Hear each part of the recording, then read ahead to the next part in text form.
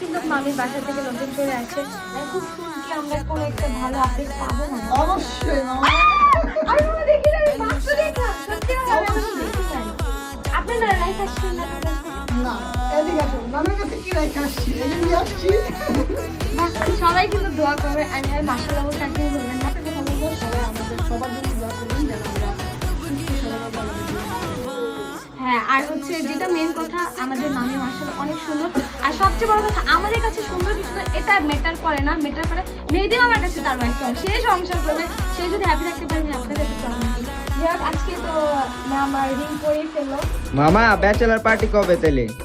Bachelor পার্টিও হবে, আমি আর মামি এখন আচ্ছা, আমার একটা সাক্ষী আছে, ও বলে আমি তুমি কি আমাকে দিবা? আমার সাক্ষীটা নিলে মরে যাবে। আরে আমরা একটা কথা বলি। না, এইটার জন্য আমরা পারমিশন দিতে পারবো না। হ্যাঁ, যেমন আমি তো যাই না। হ্যাঁ, আপনি কেন যাবেন? Sorry Mahin, sorry. ও এসে আমার সার্গিতে কল দিতেছে।